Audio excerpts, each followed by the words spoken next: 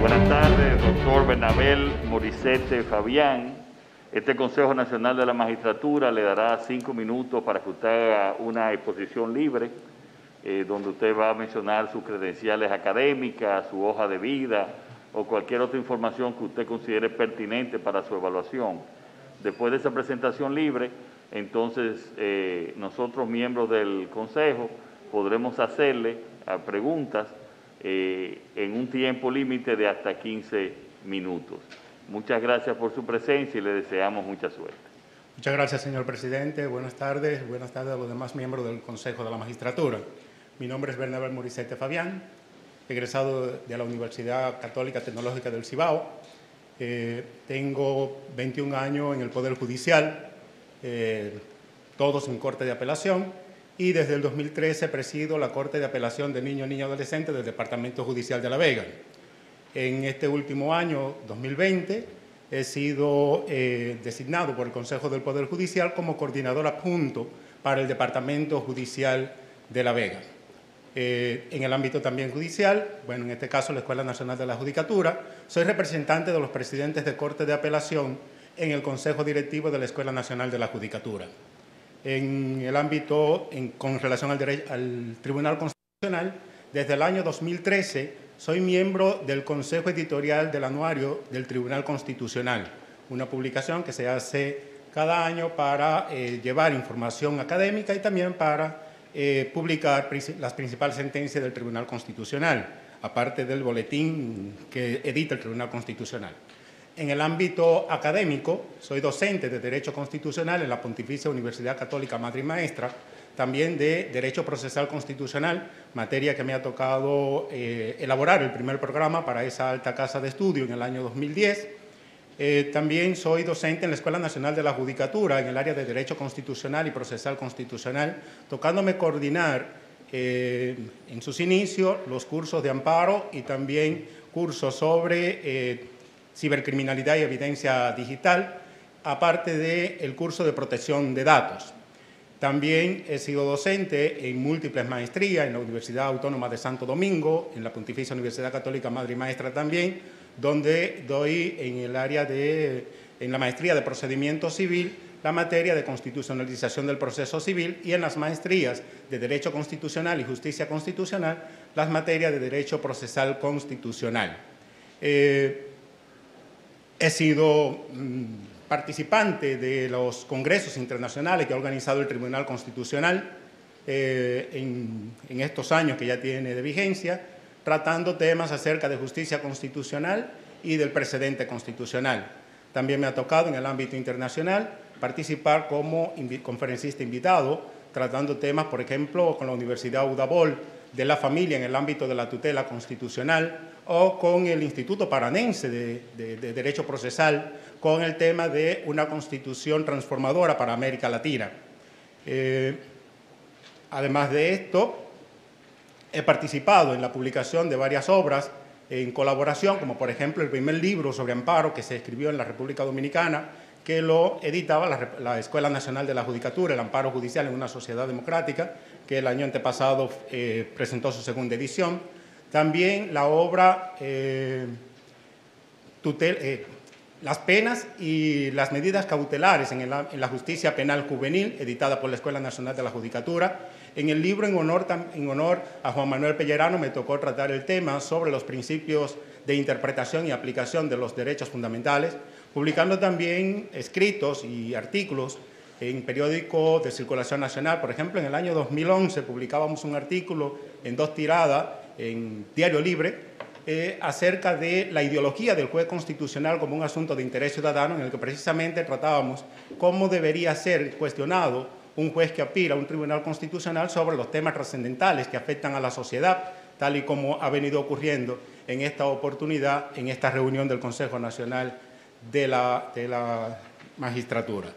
En fin, con el Consejo del Poder Judicial me ha tocado trabajar en múltiples proyectos, como por ejemplo la guía de buenas prácticas para la violencia de género, también en el protocolo para el interrogatorio a personas en condiciones de vulnerabilidad, que han generado mucha satisfacción para mí. Pero lo que más satisfacción me ha dado en el ámbito de la información y la difusión del conocimiento en materia constitucional son las conferencias, charlas, encuentros que me ha tocado llevar a distintos pueblos del país con personas que no son abogados, con comunidades de base, con juntas de padres de escuelas, con personas menores de edad, a los que he tratado de llevar la información acerca de qué es la Constitución, porque entiendo que la Constitución debe bajar de los estantes de los abogados para posarse en el corazón del pueblo. Bueno, cuando el doctor Rojas Gómez era ministro de Medio Ambiente, me tocó compartir las jornadas de formación para personal del Ministerio de Medio Ambiente y para integrantes del Tribunal Administrativo en materia de medio ambiente, sobre todo tratando el tema de los aspectos medioambientales en la Constitución Dominicana. Básicamente, un resumen de lo que me ha tocado hacer hasta ahora, diciéndole que tengo ya casi 20 años impartiendo la materia de Derecho Constitucional y Procesal Constitucional, Acciones de Amparo, y que estoy a la disposición de ustedes. Es la cuarta ocasión que me ha tocado venir a sentarme en este escenario. Sí, muchas gracias, doctor Bernabel Morissette Fabián. Vamos a pasar ahora a algún consejero que quisiera hacer alguna pregunta. Este es el diputado Víctor Fadul. Muchísimas gracias, señor presidente. Buenas tardes. ¿Usted piensa que el Tribunal Constitucional, al igual que otros tribunales constitucionales de la región, ha contribuido a abrir el acceso a la justicia constitucional a favor de los ciudadanos? ¿Podrías darnos algunos ejemplos de decisiones del Tribunal Constitucional que hayan abierto la justicia constitucional a los ciudadanos y convertirla en lo que el propio magistrado Milton Rey Guevara ha llamado un tribunal ciudadano, siguiendo la tesis de Peter Heiberle? ¿O usted piensa que ha sido muy conservador en materia procesal? Bien, muchas gracias, honorable diputado. Mencionar que en los cursos de maestría de Derecho Constitucional y Justicia Constitucional que hemos hecho, precisamente uno de los puntos que hemos discutido, sobre todo con los profesores españoles, es cuál es el tipo de apertura que necesitamos en una justicia constitucional. Y precisamente el Tribunal Constitucional, en su labor, diríamos que ha venido desarrollando un camino. Es un tribunal bastante joven, es un tribunal que apenas trilla su camino para consolidarse. Y el nivel de apertura lo va dando ese proceso de conocimiento de casos. Por ejemplo, sentencias como la de tempranamente comenzó con su apertura, tempranamente decía que, por ejemplo, con el asunto de las pensiones en el régimen de las Fuerzas Armadas, establecía una sentencia de principio en la que anunciaba que la justicia constitucional era para el ciudadano de a pie. Anunciaba tempranamente que esa justicia constitucional podía alcanzar situaciones de la cotidianidad. Con esa sentencia respecto a la pensión de la mujer, de la viudez, usted preguntaba hace rato, porque se escucha en el salón de espera, acerca de las sentencias aditivas, generaba una interpretación aditiva en el sentido de que el Fondo de las Fuerzas Armadas solamente contemplaba la pensión para la mujer viuda, no contemplaba la pensión para la concubina, no contemplaba la pensión para el viudo, que también puede serlo. Entonces, abre la justicia constitucional un espacio allí para la inclusión, para generar una dinámica en la que, adicionando a una ley que contemplaba una exclusión, poder generar ese espacio amplio de protección.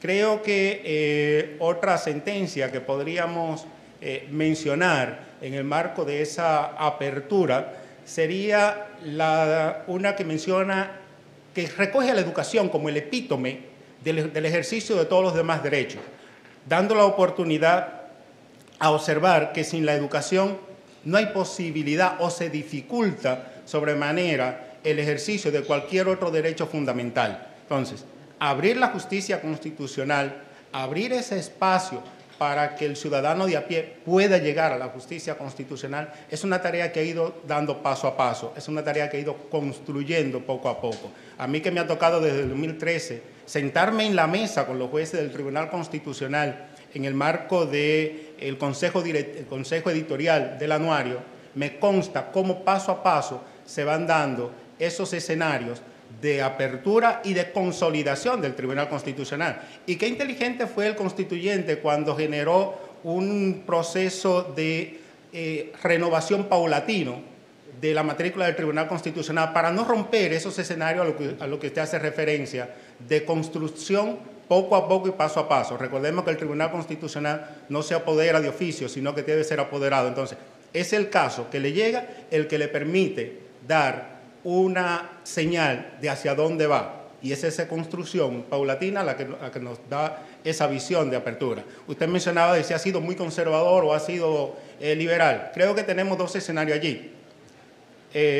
Hay temas en los que ha sido un tanto conservador, como por ejemplo cuando dicta la sentencia 256-14, que se ha mencionado muchas veces en este escenario, o cuando dicta la sentencia 168, que también se ha mencionado en este escenario, se muestra un poco conservador. Pero hay otros escenarios, sobre todo en la protección de derechos individuales, en los que podríamos decir que se ha comportado de manera liberal, dando esos escenarios de apertura. No sé si con esto...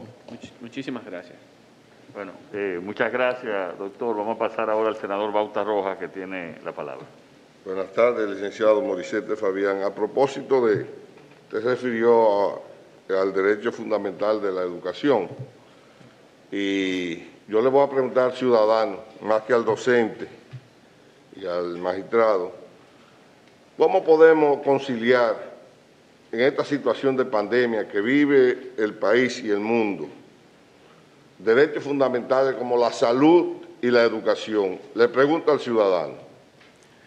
Tendríamos que definir en cuál de los sentidos la conciliación, porque si se trata de la situación de encierro, no sé si sería esa la idea. No, la situación que vive el mundo y el país. O sea, usted ha sobrepuesto el tema de la educación, entonces hay que conciliarlo en este momento con otro derecho fundamental, que es la salud, que es la que está más amenazada.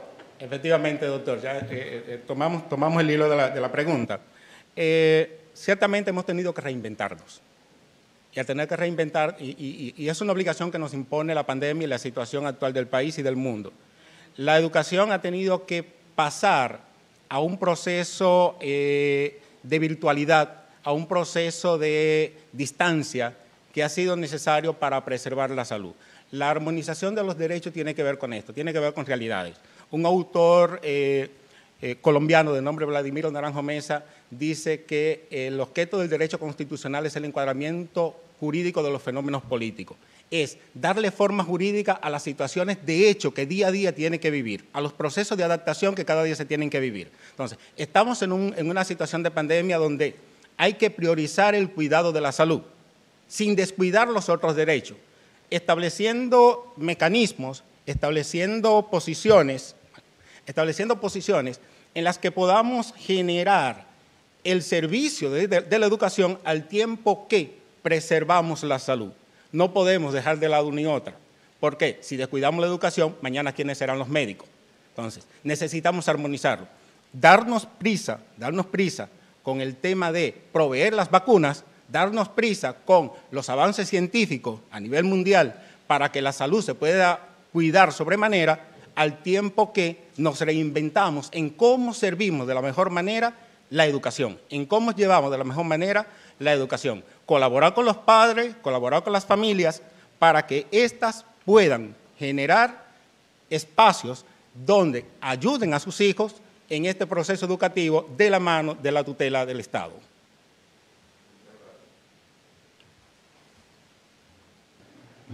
La magistrada Miriam Germán. Supongamos que a usted como juez se le presente un asunto que entra en conflicto con sus convicciones morales personales y lo que la Constitución establece. ¿Cómo usted sortearía ese conflicto? Interesante tema, magistrada. La saludo de manera muy particular y muy especial. El juez no puede prescindir de sus convicciones morales. Si prescindiera de eso, entonces quizás no sería un buen juez. El juez no puede prescindir de esa visión de sociedad a la que sirve. Pero también el juez debe saber manejar la situación de los conflictos cuando se trata de resolver en favor del usuario, en favor del conglomerado, el proceso que tiene en sus manos. Entonces, en materia judicial no hablamos de objeción de conciencia. No. En modo alguno. Hablamos sí de la posibilidad de inhibirse, pero tienen que ser criterios objetivos para inhibirse. Hablamos y estudiamos con sobrada atención el tema de la imparcialidad subjetiva, que son esas interioridades que pesan sobre el juez o que lleva el juez consigo mismo, que no se exteriorizan, que son las más complicadas de demostrar si quiero recusar a un juez por sus convicciones, pero que sí el juez la conoce. Si son tan fuertes esas convicciones, y entrando en una contradicción que lo llevan a un estado de desasosiego a ese juez, quizás apelando a esa imparcialidad subjetiva, podría el juez apartarse del proceso, inhibiéndose. Pero no está llamado el juez a rehuir. Tendría que ser una situación en que, sin poder invocar la objeción de conciencia, esa objeción de conciencia sea tan severa, tan grande, que le impida objetivamente ver el caso.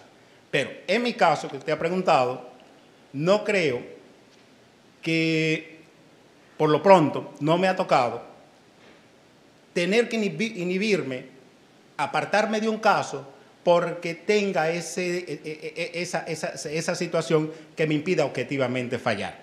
Creo que el juez debe saber, debe comprender que sin abandonar sus convicciones morales, tiene un caso por delante que objetivamente debe resolver, que objetivamente debe fallar. Lo que debe encontrar son los fundamentos que sean sustentables en derecho, que sean razonables y que sean lógicos para resolverlo. Obviamente, le digo, el juez no va a abandonar sus convicciones morales, lo que debe saber es administrarlas. Muy bien, con relación a las convicciones, yo tengo la idea de que el juez tiene libertad ideológica y hasta religiosa. Usted como juez puede ser anarquista, comunista, lo que usted quiera. Lo que no tiene derecho es a trazar una línea para juzgar de una manera a los que son de su parcela y de otra manera a los demás. Efectivamente, magistrada, por eso decía, tiene que ser objetivo en base a los hechos. Hemos estado discutiendo aquí temas bastante controversiales. Hemos estado discutiendo aquí temas sobre la interrupción del embarazo, por ejemplo. Entonces, al juez que le toque resolver una cuestión relativa a esos temas, va a tener que ser objetivo. Tendrá que ser, independientemente de su convicción religiosa o de su posición conservadora o liberal.